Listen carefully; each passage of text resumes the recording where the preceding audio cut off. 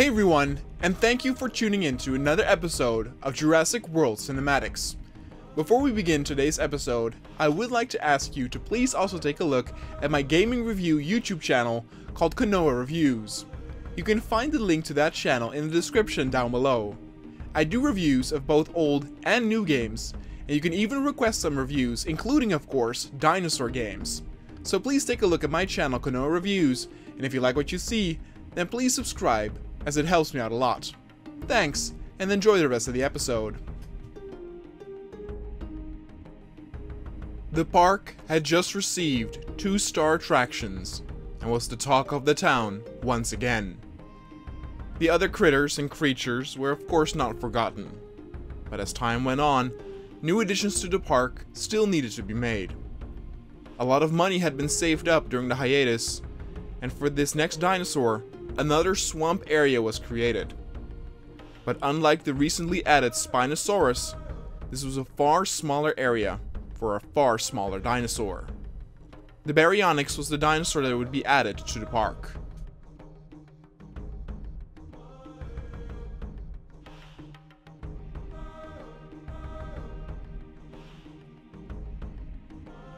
The scientists had made some subtle changes to the skin and physical display to make it different from the one shown in the safari park. The Baryonyx also ate all kinds of things, including smaller land prey and nuts and berries. But mostly, it would hunt for fish, since its hook-like claws were perfect for grabbing it out of the shallow water. A pair of Baryonyx would be added. The zone they had reserved for the two would adhere nicely to their needs. More than the Spinosaurus, the Baryonyx were very dependable on a swamp-like territory. The bite of a Baryonyx was definitely painful, and its claws were vicious.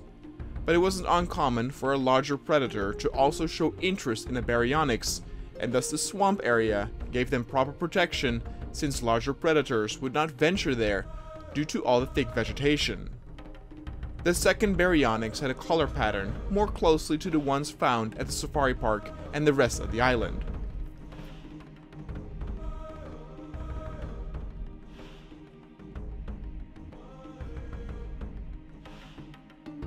The sedation of the Baryonyx went without a hitch. Both went down before you knew it, and they were transported easily to their new home.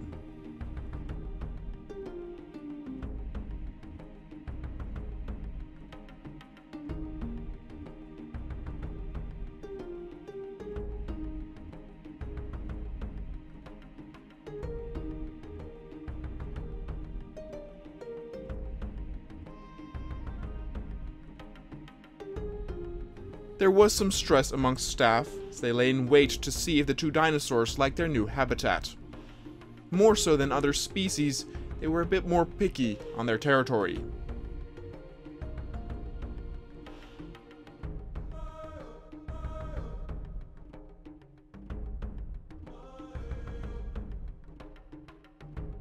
And for the first few minutes, they seemed only occupied with filling their bellies with fish, but for now, they seem to really like the place.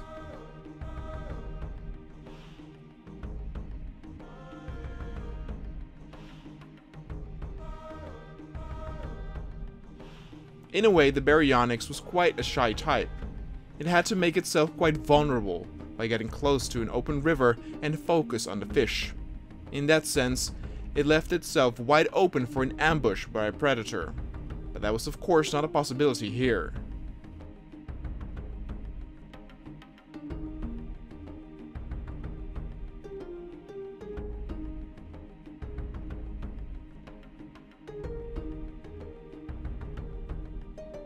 And the fact that roars and smells could be noticed by the nearby Yanktrontosaurus, or Spinosaurus, did not seem to frighten them one bit. They were very much aware of the fenced-off area, working in their favor.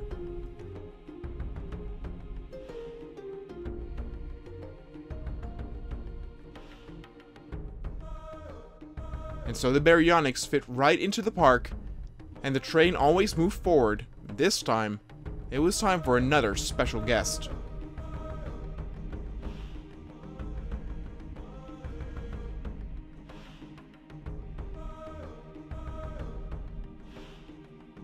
it would be once again not a dinosaur. Some of the scientists had actually voted to add this creature to the park back when they added the mammoth. Heck, some even were in favor of adding them in a mixed pen together with the mammoth.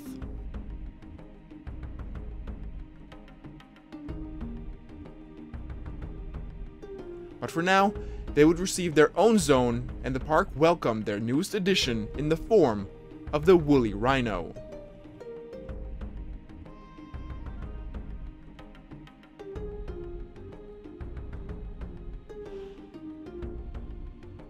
This magnificent creature seemed perfect to add to the park, after how well the mammoths fit in.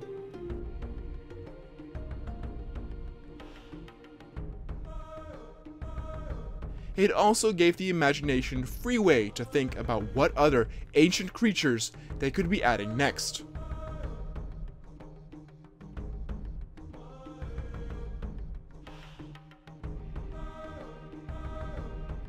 The woolly rhino was very unique in that it was both an animal that could be found in a herd, but also by itself. It was heavy and strong enough to where it did not fear for its life if it were to venture out alone. In a herd though, a clear alpha male was always present, and some would fight and duel each other for alpha rights. Their incredibly powerful horn would often end up leaving horrible wounds to both loser and victor alike, and to avoid this, all of the rhinos would be females in the park.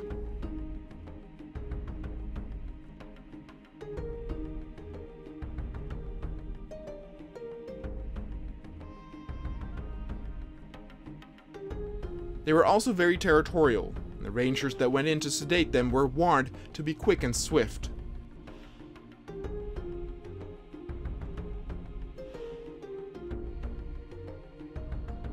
We all know footage of regular rhinos attacking jeeps in Africa, let alone a giant woolly rhino with a horn that is much, much bigger and more lethal. Luckily it went all smooth once again, though the rhinos did start to stampede, and one got a bit tangled up in its own fur, so it would seem. The new welcoming of the animals that weren't dinosaurs was big news once again, so all the important press was present to broadcast the transportation and deployment of the rhinos in their own pen.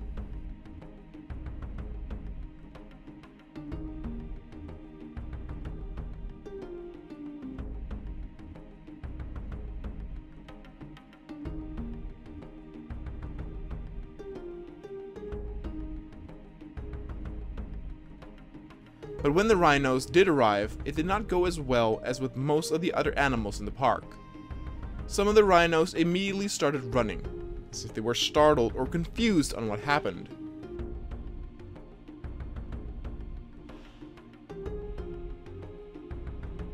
They might have felt threatened by all the commotion and the sound of helicopters still bringing in more members.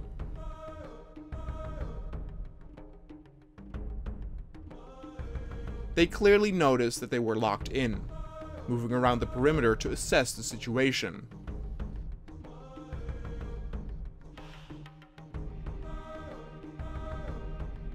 A similar occurrence happened with the concavenator when they first arrived, but luckily after a while, everything settled down once again.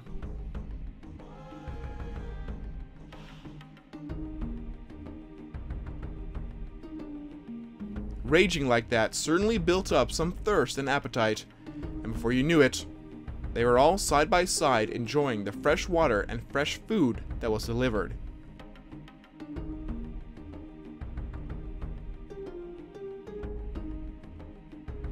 It was a sight to behold the rhinos in the park, and they felt very unique. It would have been fun indeed to pair them up with the mammoths, but maybe that could still happen in the future.